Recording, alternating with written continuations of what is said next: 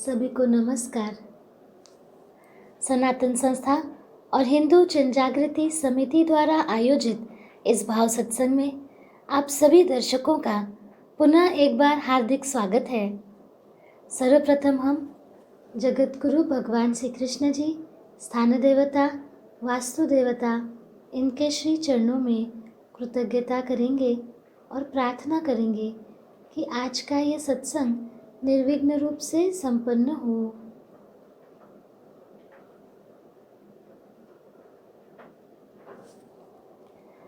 भगवान श्री गणेश जी का इस सत्संग में अस्तित्व है ही।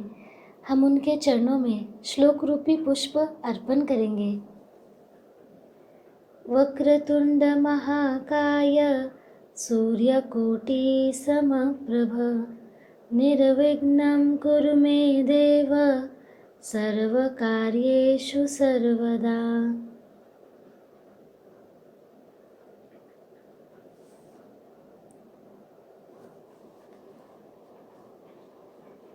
हम सभी भगवान से कृष्णमय होने के लिए पिछले कुछ दिनों से कृष्ण जी की लीलाएं, गोपी भाव, राधा जी की भक्ति, ऐसे सभी सूत्रों को हमने देखा था, उनसे सीखा भी था। इसी सत्संग में हम स्वयं में भाव जागृति होने के साथ साथ अपने भाव जागृति के लिए जो भी आने वाली अड़चने हैं उस पर हम क्या उपाय योजना कर सकते हैं वो भी देख रहे हैं। कल के सत्संग में हमने बाल गोपाल की बाल लीलाओं और यशोदा मैया के वात्सल्य भाव का आनंद लिया था। भगवान ने हमें अपनी प्रत्येक लीला से यही सिखाया है कि जहाँ निर्मल भाव है, पूर्ण समर्पण है, वहाँ मैं सदैव अपने भक्तों को आनंद देने के लिए अनेक लीलाएं करता हूँ। हम भी जब अपने अंदर भाव वृद्धि करने का प्रयास करते हैं, नियमित रूप से भगवान की सेवा करते हैं, साथ ही अपना अहम, अपना अस्तित्व भूलकर ईश्वर के स्मरण में रहने का प्रयास करते हैं, तो ईश्वर की कृपा हम पर अवश्य होती ही है। हमें भी भगवान के अस्तित्व की अनुभूति आती है। इसका भी अनुभव आप में से कई दर्शकों ने लिया ही है। तो हम स्वयं में भाव बढ़ाते बढ़ाते भक्ति तक कैसे जाएं, ये भी हम सीख कर ले रहे हैं। आज के सत्संग में भगवान हमें और क्या सिखाने वाले हैं ये देखेंगे। उसके पहले हम प्रार्थना करेंगे। हे जगत गुरु भगवान श्री कृष्ण जी, हम सभी आपके कोमल चरणों में शरण आए हैं। इस भाव रूपी सत्संग के माध्यम से आप ही हमें हर दिन मिलते हैं। आपके सानिध्य में हम ये सब सीख रहे हैं। हे श्री कृष्ण जी, जो आप हमें सिखा रहे हैं वो हमारी कृति में आ पाए। आपका चैतन्य हम 24 घंटे अनुभव कर पाएँ, ऐसी आपके श्री चरणों में प्रार्थना है।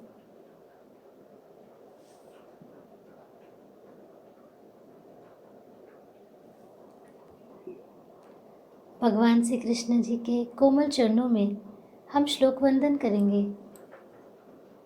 कृष्णाय वासुदेवाय हरये परमात्मने प्रणतक्लेशनाशाय गोविन्दाय नमो नमः। वसुदेवसुतं देवं कंसचाणूरमर्दनं देवकी परमानन्दं कृष्णं वन्दे जगद्गुरुम्।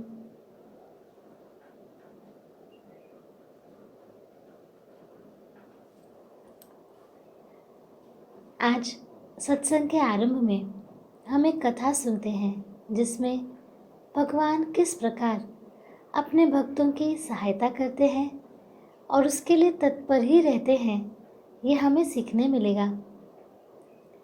बहुत समय पहले की बात है। एक संत अन्य साथियों के साथ भगवान बद्रीनाथ जी के दर्शन के लिए जा रहे थे। परंतु मार्ग में संत जी का पाचन बिगड़ गया, पेट में दर्द होने लगा और मल इत्यादि त्याग के लिए उन्हें बार बार रुकना पड़ता था। इससे साथियों को असुविधा होने लगी। तो धीरे धीरे संत जी अपने साथियों से दूर होते गए और साथियों ने उनका साथ छोड़ दिया और वे आगे निकल गए। इधर संत जी दिन प्रतिदिन दुर्बल होते जा रहे थे, तो उन्होंने एक छोटी सी गुफा में वे ठहर गए। इतना कष्ट उनको हो रहा था, कोई साथ में भी नहीं था, फिर भी श्री राम नाम का सतत नाम जप उनका चलता रहता था। मन ही मन वे प्रभु से प्रार्थना करते थे कि हे प्रभु, यदि आपकी इच्छा है तो यही पूर्ण हो। रोग में भी मैं आपका ही रूप देखता रहूं। अतः हे प्रभु, रोग रूप में आपका स्वागत है। इस प्रकार पूरी तरह भगवान पे श्रद्धा रखकर याचना करते करते उनकी आंख लग गई। अगले दिन सुबह एक वृद्ध हाथ में दही भात का कटोरा लिए और दूसरे हाथ में दवाई की पुड़िया लिए उनकी गुफा में पधारे और वृद्ध बोले, ये लो, खा लो, जल्दी ठीक हो जाओगे। संत ने वृद्ध की ओर ध्यान से देखने का प्रयास किया, पहचानने का भी प्रयास किया, परंतु पहचान न सके क्योंकि बहुत भारी कमजोरी उनको हो रही थी और उनकी दृष्टि कुछ धुंधला सी गई थी। तो उन्होंने दही भात खा लिया, दवाई भी ले ली। वृद्ध ने कहा, कल मैं फिर आऊँगा, 3 दिन की अवधि है, पूरा कर लो तो पूरी तरह से स्वस्थ हो जाओगे।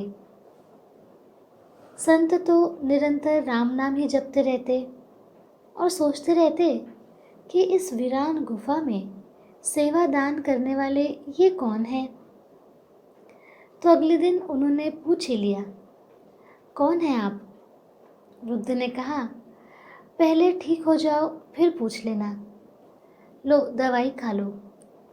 संत ने कहा, नहीं नहीं, पहले आप बताओ। वृद्ध ने कहा, न बताऊं तो? संत ने कहा, और मैं दवाई ना खाऊं तो? वृद्ध ने कहा, ठीक है, मत खाओ, मैं वापस जाता हूँ। ऐसा कहकर वृद्ध तो चले गए। थोड़ी देर के बाद वो फिर से लौटे और कहने लगे, तुम दवाई तो खा लो, फिर मैं चला जाऊंगा। संत ने कहा, आप मेरे प्रश्न का उत्तर दे दो, मैं दवाई खा लूँगा।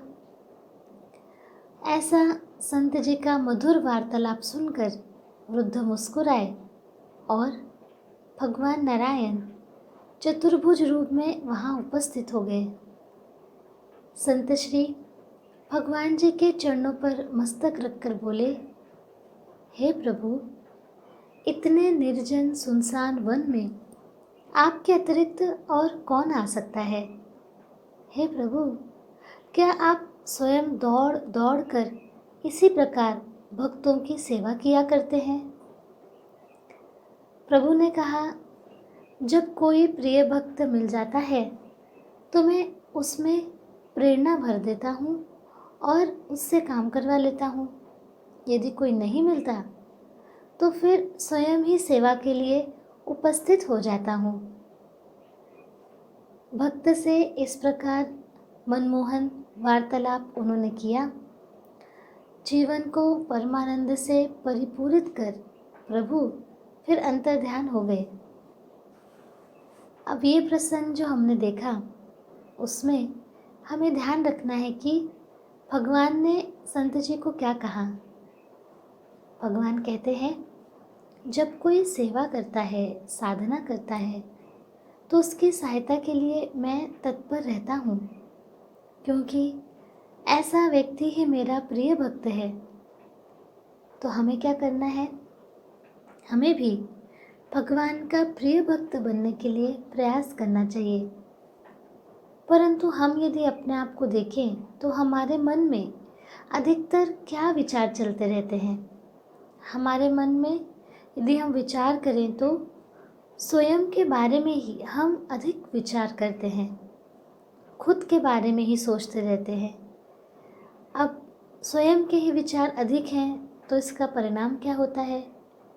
तो हमें क्या सेवा करनी चाहिए भगवान की? हम और कौन सी सेवा करें, कैसे करें, ये विचार हमारे मन में आ नहीं पाते। तो इसलिए सेवा में कितना आनंद है, सेवा करके भगवान हमें मिल जाते हैं, इसकी अनुभूति हम इसीलिए नहीं ले पाते। अब हमने देखा होगा कि कांवड़ियों की यात्रा निकलती है श्रावण मास में, या फिर बहुत जगह 84 कोस की परिक्रमा की जाती है, अथवा महाराष्ट्र में तो आषाढ़ी एकादशी जब होती है तब पंढरपुर में भी लोग जाते हैं। तब 15-20 दिनों के लिए लोग अपने घर बार को छोड़कर यात्रा करते हैं। तो होता क्या है, बहुत से लोग यात्रा के लिए जब पैदल जाते हैं तब दूसरे व्यक्ति क्या कर रहे होते हैं? तो आपने देखा होगा कि गांव-गांव में यात्रा करने वालों के लिए सेवाभावी लोग भंडारे लगाते हैं, लंगर चलाते हैं, पानी देते हैं, ऐसे उनकी सेवाएं करते हैं। उदाहरण के लिए जब आषाढ़ी एकादशी रहती है तब सेवा करने वाले सभी लोगों के मन में विट्ठल भगवान के प्रति इतना भाव रहता है कि मानो उनके मन में विट्ठल जी ही जागृत हो रहे हों। फिर सेवा करने वाले व्यक्तियों के मन में ये जो भाव आता है भगवान के प्रति, जो उनके भक्त हैं उनके प्रति, तो ये कहाँ से आता है? इसको हमें सोचना है। प्रत्यक्ष में तो उनके मन में इतनी भाव भक्ति सदैव रहती है, ऐसा नहीं है। फिर भी सभी में इतने स्वभाव दोष, इतने षड्रिपु हैं, अहम है, सभी में इतना भाव रहेगा, ऐसा भी हर समय संभव नहीं है। परंतु उस यात्रा के दौरान उनके मन में जो विट्ठल जी के प्रति इतना भाव है, उनके दर्शन के लिए आने वालों के प्रति जो इनका भाव है, तो वो कहाँ से आता है? स्वयं भगवान ही उनके मन में निर्माण करते हैं। उनके भक्तों की सेवा करने के लिए वे उनको वैसे विचार देते हैं। जैसे भगवान ने हमें इस कथा से बताया है कि सेवा करने वाला कोई भक्त मिले तो उसके मन में प्रेरणा भरकर मैं ही भक्तों की सहायता करता हूँ। यदि कोई सेवा करते हैं तो ये समझो कि मैं ही उनके माध्यम से वहाँ आया हूँ। इसका अर्थ क्या है कि भगवान स्वयं तो नहीं प्रकट होंगे भक्तों की सहायता के लिए, परंतु प्रिय भक्तों की मदद से वे उनके ही रूप में सतत मदद करते हैं, हमारे साथ रहते हैं। अभी तक हमने इस बात की प्रचिति कैसे ली? तो कितने भक्तों की कथाएं हमने सुनी हैं। जैसे संत जनाबाई के घर भगवान काम करने आ जाते थे, विद्यापति जो थे उनके घर में भगवान जी तो उगना बनकर रहे थे, घर के सारे काम करते थे। कभी किसी के लिए तो कोर्ट में भी गवाही देने पहुंच जाते थे। भक्त को भोजन खिलाने के लिए वे मंदिर से ही बाहर निकल पड़ते थे। हमने देखा था जगन्नाथ भगवान जी के बारे में। तो कभी किसी राजा के सपने में आकर उसे अपने भक्त को मदद करने का आदेश राजा को दे देते थे। तो किसी कन्या के विवाह के लिए धन देकर चले जाते थे। ऐसे कितने प्रसंग हैं, कितनी सच्ची कथाएं हैं, जीवन में घटे हुए वास्तविक प्रसंग हैं जो हमें सिखाते हैं कि भगवान सदैव ही अलग अलग रूप में भक्तों की सेवा करते हैं, इससे वे कभी चूकते नहीं। ये सारी बातें हम क्यों सुन रहे हैं सत्संग में, या भगवान हमें आज ये सारी बातें क्यों बार बार बता रहे हैं? यह सुनने के लिए नहीं है, इसका भावार्थ हमें समझना है। इसका भावार्थ है कि भगवान तो आते ही हैं और भक्त के साथ ही रहते हैं। और जो कोई उनके भक्तों की सेवा करता है तो उनके ऊपर भी भगवान की असीम कृपा रहती है। अब साधना में भगवान के लिए भाव जागृति के मार्ग में कुछ अड़चनें रहती हैं। हम सेवा करना चाहते हैं, उसके भी मार्ग में अड़चनें आ जाती हैं। तो वो अड़चनें हम पिछले कुछ सत्संगों से देख रहे हैं। उसमें से सबसे बड़ी अड़चन है हमारा अपना ही अहंकार। तो हमारा अहंकार कैसे कार्यरत रहता है, ये अब हम अच्छी तरह समझने के लिए एक छोटी सी बोध कथा से सुनते हैं। एक बार एक छोटी सी मक्खी एक बड़े हाथी के ऊपर बैठ गई। अब हाथी को तो कुछ पता ना चला कि ये मक्खी आकर कब बैठी। मक्खी बहुत भिनभिनाई, बहुत आवाज़ की और कहा, देख हाथी भाई, तुझे कोई तकलीफ़ हो तो मुझे बता देना। मेरा वज़न तुझे ज़्यादा पड़ ध्यान में आए तो मुझे बता देना, मैं हट जाऊंगी। परंतु हाथी को कहाँ सुनाई देता। फिर हाथी एक पुल पर से गुजरने लगा। वहाँ पर जो नदी थी वो बड़ी पहाड़ी नदी थी, भयंकर गड्ढा था। मक्खी ने हाथी से कहा, देख भाई, हम तो दो हैं, कहीं पुल टूट ना जाए। अगर ऐसा कुछ डर लगे तो मुझे बता देना, मेरे पास पंख हैं, मैं उड़ जाऊंगी, तेरा वज़न हल्का हो जाएगा। हाथी के कान में थोड़ी सी कुछ भिनभिनाहट पड़ी, परंतु उसने ध्यान नहीं दिया। फिर मक्खी के विदा होने का समय आ गया। उसने कहा, हाथी भाई, यात्रा बड़ी सुखद रही, साथी संगी रहे, मित्रता बनी। अब मैं जाती हूँ, कोई काम पड़े तो मुझे कहना। तब जाकर मक्खी की आवाज़ थोड़ी सी हाथी के कान पर पड़ी। हाथी ने कहा, तू कौन है? मुझे तो कुछ पता नहीं। तू कब आई, कब तू मेरे शरीर पर बैठ गई, कब उड़ के चली जा रही है, इसका तो मुझे कोई पता ही नहीं है। लेकिन तब तक मक्खी जा चुकी थी। इस कथा से हमें सीखना क्या है?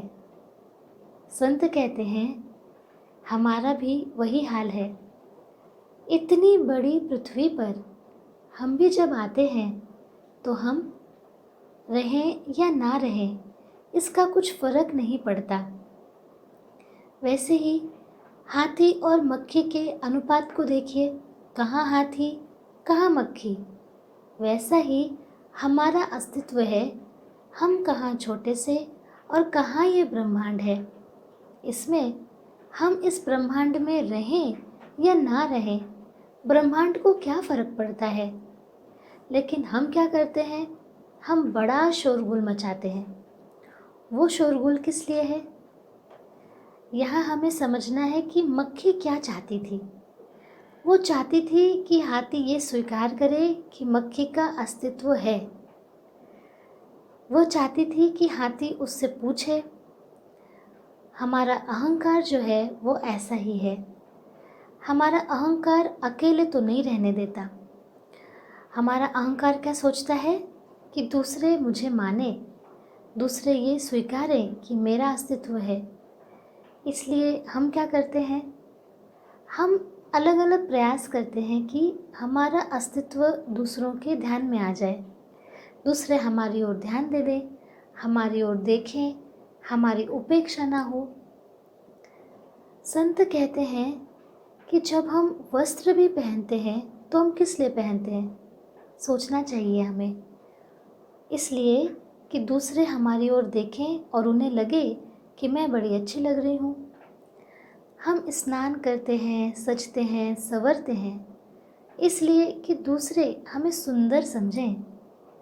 हम धन इकट्ठा करते हैं, मकान बनाते हैं, तो वो भी इसलिए कि दूसरों के घर से ज़रा अच्छा बन जाए, दूसरों को दिखाने के लिए। दूसरे देखें, स्वीकार करें और मान लें कि हाँ, आप कुछ विशेष हैं, आप कुछ अलग हैं, आप साधारण नहीं हैं। तो यही विचार हमारे मन में होते हैं। इसी को कहते हैं दिन भर हम स्वयं के विचार में रहते हैं ना, अहंकार के, तो इस प्रकार है। अब हमें सोचना है कि हमारा अस्तित्व है कितना। 18 विश्व हैं। प्रत्येक विश्व में अनंत कोटि ब्रह्मांड हैं और उनमें एक ब्रह्मांड है, उन अनंत कोटि ब्रह्मांडों में एक ब्रह्मांड है और उसमें हमारी एक पृथ्वी है। पृथ्वी पर अनंत कोटि कोटि जीव हैं और उसमें से मैं एक छोटा सा जीव हूँ। तो तुलना करें तो कैसे है? सागर के तट पर अनंत कोटि भालू के कण हैं, उन कणों समान मैं हूँ, ऐसा विचार हमें करना चाहिए। यही वास्तविकता है।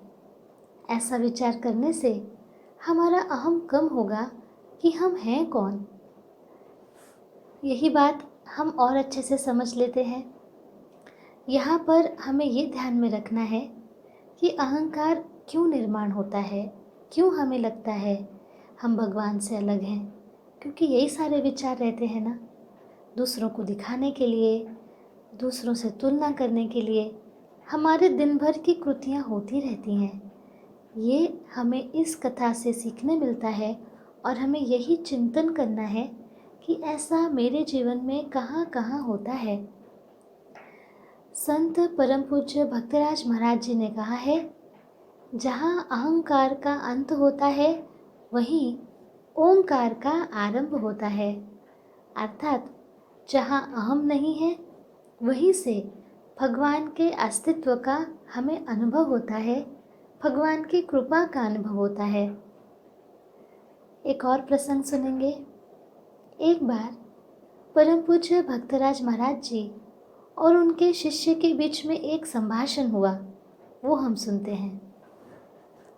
शिष्य ने परम पूज्य भक्तराज महाराज जी से कहा, मेरा खेत सब कुछ मैं आपको देता हूँ। परम पूज्य भक्तराज बाबा, जिन्हें सब लोग प्यार से बाबा कहते हैं, बाबा ने शिष्य से कहा, उसे अपने खर्च के लिए अपने पास ही रखो।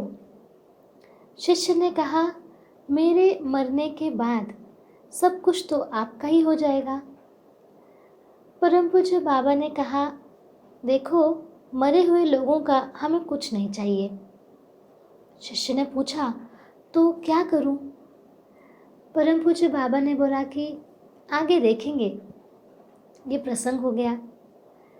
अब इस प्रसंग को देखने के पश्चात जो परात्पर गुरु डॉक्टर आठवले जी हैं, वो वहाँ पे थे। तो उन्होंने परम पूज्य भक्तराज महाराज बाबा जी से प्रश्न किया कि बाबा, आपके कहने का अर्थ क्या था, उद्देश्य क्या था? परम पूज्य भक्तराज बाबा जी ने कहा, मेरा खेत, मेरा घर, मेरे मरने के उपरांत इन सब में मैं नहीं होना चाहिए था। श्री गोंदवलेकर महाराज कहते थे, सर्वस्व ना दें तो भी ठीक है, परंतु स्व अर्पण करना चाहिए। कर्ण ने सब कुछ दिया परंतु स्व नहीं दिया। इसके विपरीत गीता सुनने के बाद अर्जुन ने तो स्व को अर्पित कर दिया, इसीलिए वे भगवान को प्रिय हुए। ये हमने पहले भी सुना है। ये हमें सुनकर ध्यान में रखना है कि हम दिन भर जितना मैं, मेरा, मुझे चाहिए, मुझे क्या लगता है, मैं क्या सोचती हूँ, ये करते रहेंगे, उतना ही वो अहंकारी होगा। ये हमें समझना है। इसलिए प्रत्येक व्यक्ति को सतर्क रहना चाहिए कि हमारा इस प्रकार अहंकार कहाँ कहाँ बढ़ता है। भगवान को हमें बार बार प्रार्थना ही करनी चाहिए कि आप ही हमें हमारे अहंकार का बोध करा के दीजिए। ऐसी हम बार बार प्रार्थना करेंगे, क्योंकि हमें तो अहंकार नहीं चाहिए। हम अहम कम करने के लिए दास्य भाव में रहने का प्रयास कर सकते हैं। दास्य भाव मतलब हम भगवान के सेवक हैं, वो हमारे मालिक हैं। तो इस प्रकार दास्य भाव में रहने के लिए हम प्रार्थना भी कर सकते हैं।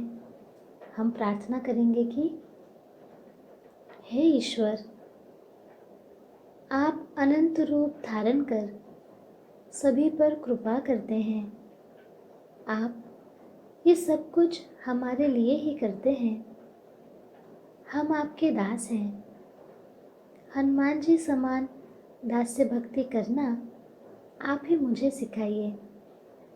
ऐसा करने से मैं आपकी परिपूर्ण सेवा कर पाऊंगा।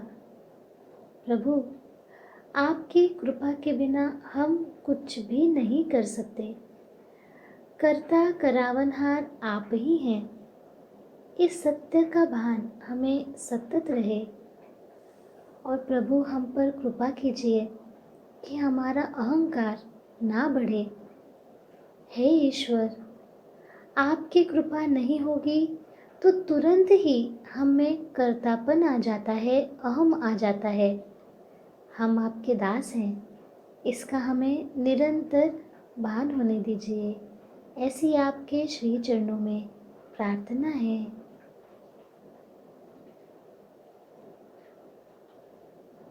अब हम देखेंगे कि हमारा अहंकार कैसे प्रकट होता है। एक उदाहरण देखते हैं। एक साधना करने वाले व्यक्ति ने बताया कि एक बार मुझे हरेश्वर के दर्शन के लिए जाना था। यात्रा के 2 दिन पहले वहाँ के पंडित ने भगवान से मेरे लिए आशीर्वाद मांगा कि मैं हरेश्वर पहुँच पाऊँ। जब मुझे इसका पता चला तो मेरे मन में क्या विचार आया, अरे मैं तो पहुँच ही जाऊँगा। इतनी छोटी छोटी बातों के लिए भगवान जी से आशीर्वाद क्यों मांगते हो। अब हरेश्वर की यात्रा थी, उसके लिए सुबह 6 बजे निकलना था। उस दिन प्रातःकाल 4 बजे से ही मेरे पेट में तीव्र वेदना होने लगी। इतनी होने लगी कि फिर अंततः हरेश्वर भगवान जी से ही प्रार्थना की, आपके दर्शन के लिए मुझे आप ही लेकर जाइए। ये प्रार्थना करने के पश्चात पेट का दर्द तो तुरंत समाप्त हो गया। यहाँ पर ध्यान में आया कि ये मेरा अहंकार है और अहंकार का ध्यान में आकर प्रार्थना का भी सामर्थ्य जो है वो मुझे समझ में आया एवं अपने विषय में अहंकार अल्प होने के लिए मुझे सहायता हो गई। ये हमने सीखा। परंतु हमें एक बात और ध्यान में रखना अति आवश्यक है कि किसी भी कार्य की पूर्ति के लिए केवल प्रार्थना करते ही रहना पर्याप्त नहीं है। प्रार्थना के साथ प्रयत्न भी उतने ही अधिक महत्वपूर्ण है, क्योंकि हमें मालूम है कि प्रयत्न नान्ति परमेश्वर। इस उक्ति के अनुसार परमेश्वर हमारी सहायता करते हैं जब हम प्रयत्न करते हैं। यदि प्रयत्न की वृत्ति हम में न होगी तो भगवान भी हमारी सहायता नहीं करते। यही सत्य है। इसलिए हमें सतत जब भी हमारा अहंकार जागृत होता है तो उसे तुरंत लिख कर लेना चाहिए। ये हमारा प्रयास है, प्रयत्न है। इसके लिए हमें डायरी बनानी चाहिए। डायरी बनाना हमारा प्रयत्न है। साथ ही दिन में कम से कम 7 से 8 बार अहम कम करने के लिए स्वसूचनाएं भी देनी चाहिए। ये हमारा प्रयत्न है। तो स्वसूचना का अर्थ हमने पहले भी देखा है कि मन के जो अयोग्य संस्कार हैं, अहंकार है, दोष है, उसे नष्ट करने के लिए हम जब मन को कुछ विशिष्ट पद्धति के वाक्यों से बार बार समझाते हैं, वो होता है स्वसूचना। हमने पिछले सत्संगों में स्वयं को श्रेष्ठ समझने के 2 उदाहरण देखे थे।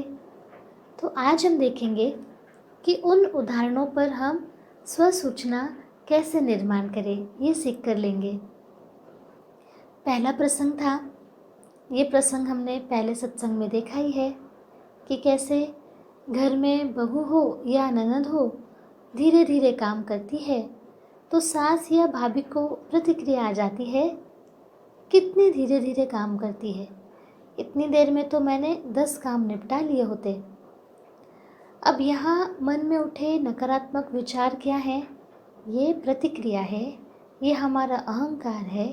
स्वयं को श्रेष्ठ समझना है कि मैं तो इतने सारे काम कर लेती।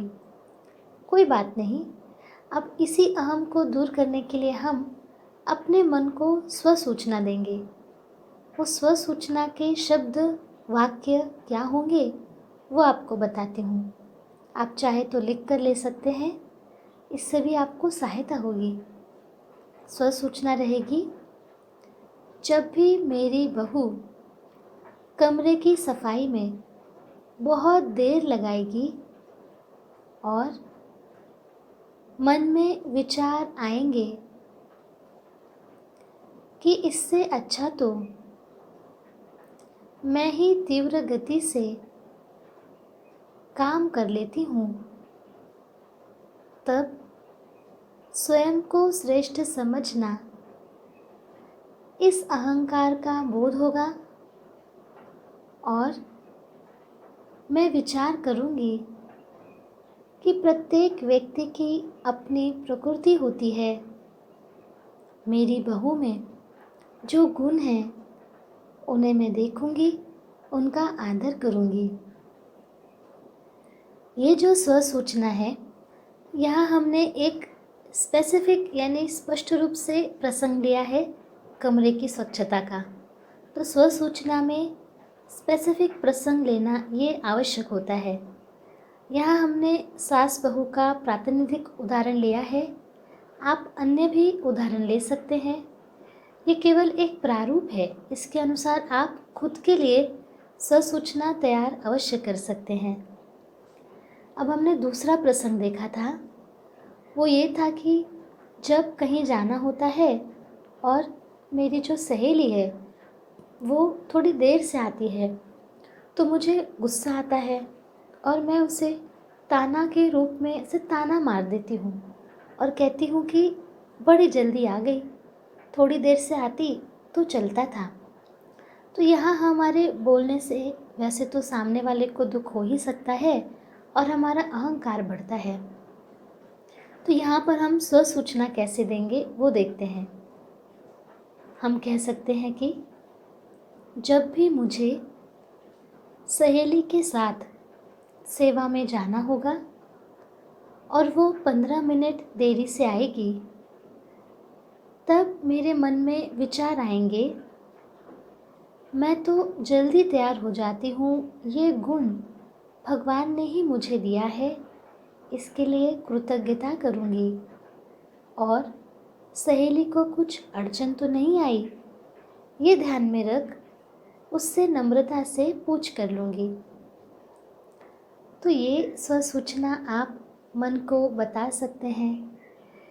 ये स्वसूचना भगवान की देन है, भगवान की कृपा है। ये स्वसूचना इतना बड़ा शस्त्र है कि हमारे अहंकार रूपी राक्षस को स्वसूचना ही नष्ट कर सकती है।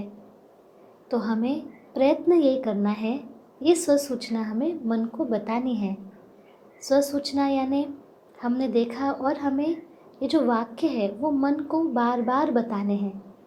हमारे कुछ दर्शकों ने पूछा था कि स्वसूचना कैसे बनानी है या स्वसूचना क्या होती है। तो इस प्रसंग से, इस स्वसूचनाओं से उन्हें अवश्य ध्यान में आया होगा। परंतु फिर भी यदि आपको आपके प्रसंगों के लिए सहायता चाहिए तो आप हमें अवश्य बताइए। अहंकार कम करने के लिए हमें भगवान से अधिक कृतज्ञता भी व्यक्त करनी चाहिए। कृतज्ञ मन में अहंकार का कोई स्थान ही नहीं होता। जिस ईश्वर के कारण हम सांस ले पाते हैं, उनके प्रति केवल शब्दों में कृतज्ञता करने से पूरा लाभ नहीं होता। ईश्वर के प्रति कृतज्ञता वास्तव में हमें हमारे आचरण से व्यक्त करनी चाहिए। ईश्वर के प्रति कृतज्ञता आचरण में दिखनी चाहिए। भगवान का नाम सदैव मुख में रहे। ईश्वर के बच्चों का अर्थात समस्त जनों का उद्धार हो, अर्थात लोगों को ईश्वर प्राप्ति हो, इसलिए उन्हें अध्यात्म का ज्ञान अविरत देने से, यही ईश्वर के प्रति सच्ची कृतज्ञता है। यदि सतत भान रहे कि कर्ता करावनहार ईश्वर की कृपा से ही हो रही है, ईश्वर की कृपा से ही आध्यात्मिक उन्नति होती है, तो साधना का अहंकार भी नहीं होता। नहीं तो मैं नाम जप करती हूँ, मैं सत्संग में आती हूँ, मैं सत्संग लेती हूँ, लोग मेरा सुनते हैं, ऐसा भी अहंकार हो जाता है। संत तुलसीदास जी ने बड़ा सुंदर कहा है, हम पुनः सुनेंगे। तुलसी तुलसी क्या करे, तुलसी बन की घास, कृपा हुई श्री राम की तो बन गए तुलसीदास। अर्थात संत तुलसीदास जी स्वयं को जंगल की घास समझते हैं। वो कहते हैं इस तुलसी में क्या क्षमता थी, परंतु केवल प्रभु की दृष्टि पड़ने से इस घास का तुलसी हो गया, अर्थात वो भी महत्वपूर्ण बन गई। वैसे ही हमारा है, हम पर ईश्वर की कृपा दृष्टि हो जाएगी तो हम भी उनके चरणों में स्थान प्राप्त कर लेंगे। लेकिन उसके लिए हमें तो ये समझना है कि हम तो कोई नहीं, हम श्रेष्ठ नहीं, हम तो सेवक हैं। अहम निर्मूलन के साथ साथ हमें भाव जागृति भी करनी है।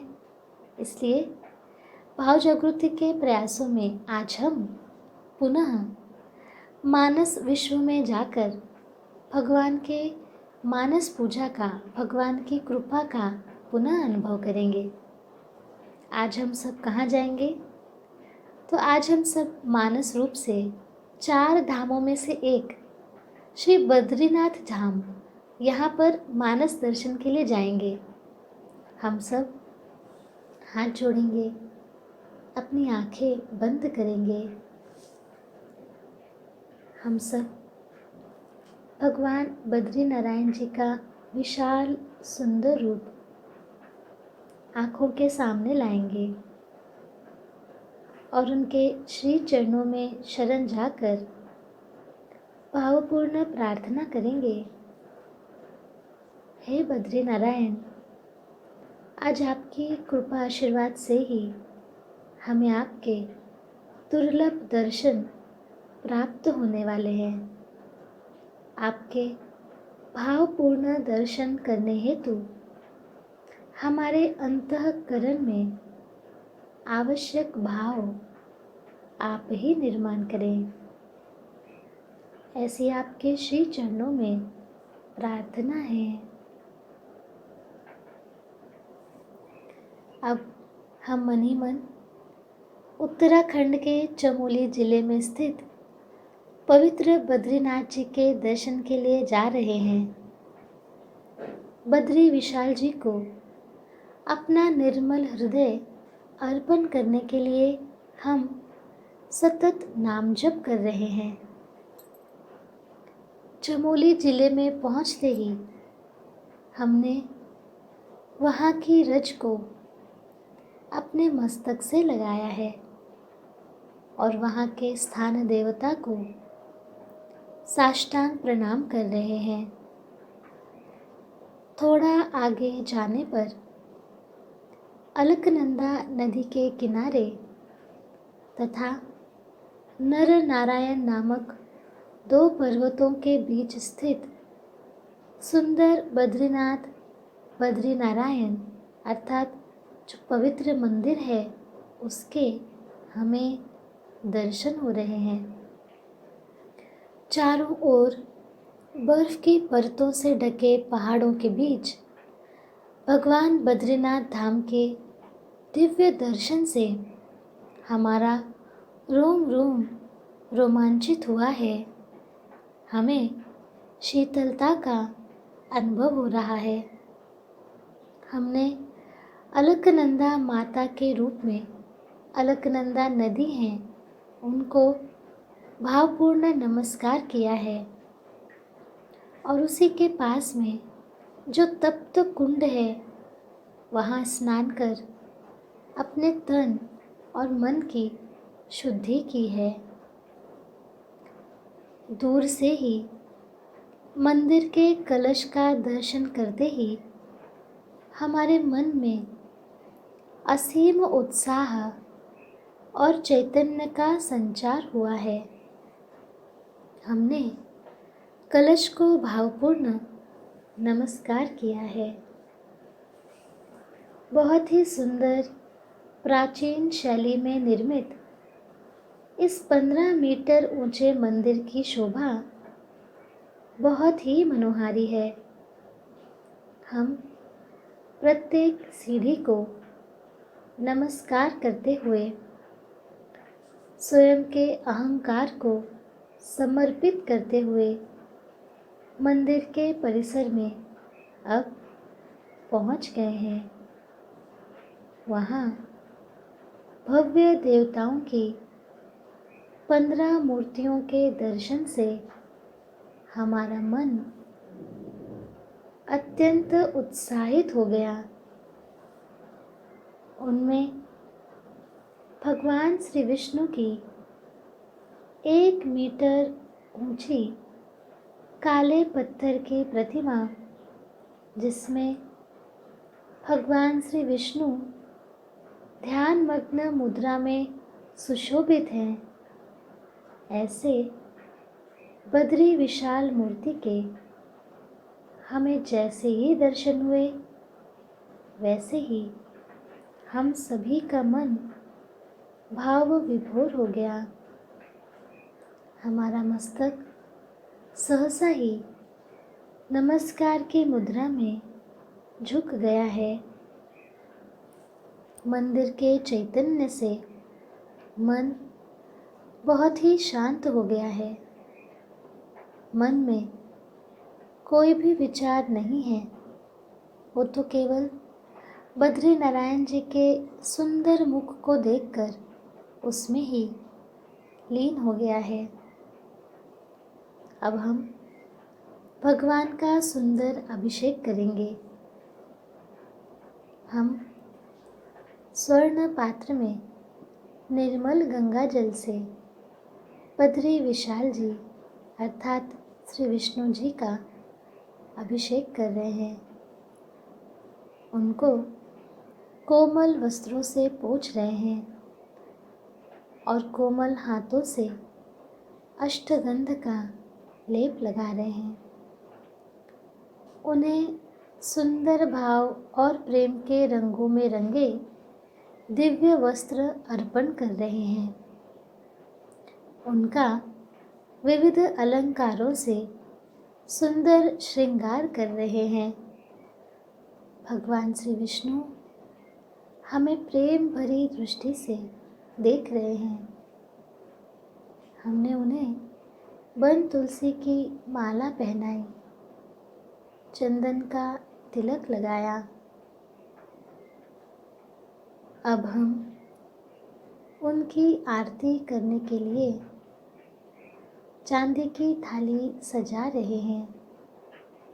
उसमें हमने दिए में ज्योत जलाई है और उनकी भावपूर्ण आरती कर रहे हैं।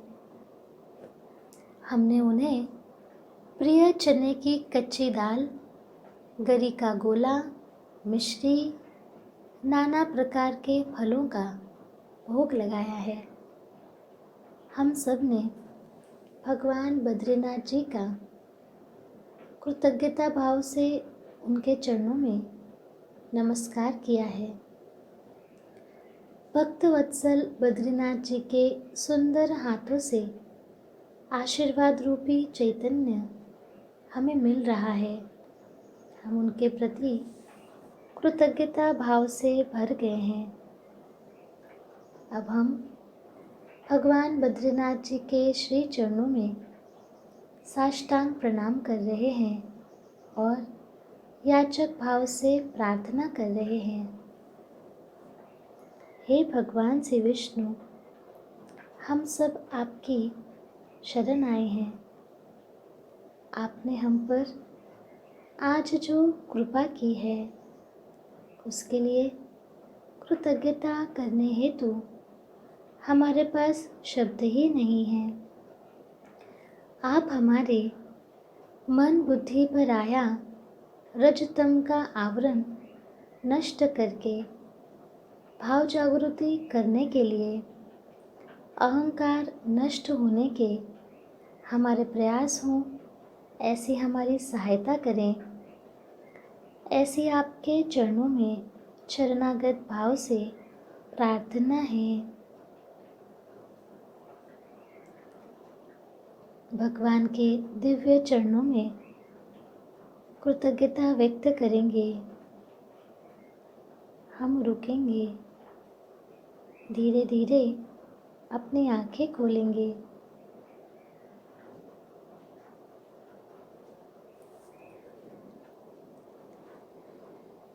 भगवान बद्रीनाथ जी के इन्हीं पावन दर्शन को अपने मन में संजोकर हम आज दिन भर की और कल की भी कृति करेंगे। आज के भाव सत्संग में इतना ही। भगवान श्री कृष्ण, स्थान देवता, वास्तु देवता, इनके श्री चरणों में हम कृतज्ञता करेंगे कि हे प्रभु, आपने ही हमें सत्संग के चैतन्य में रखा है, हमें आपके दर्शन कराए हैं। हम आपके श्री चरणों में कृतज्ञ हैं। आप ही कृति के स्तर पे हमसे प्रयत्न करवा लें, यही आपके चरणों में प्रार्थना है।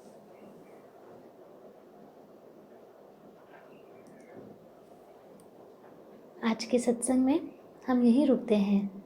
मिलते हैं कल के भाव सत्संग में। तब तक के लिए सभी को नमस्कार।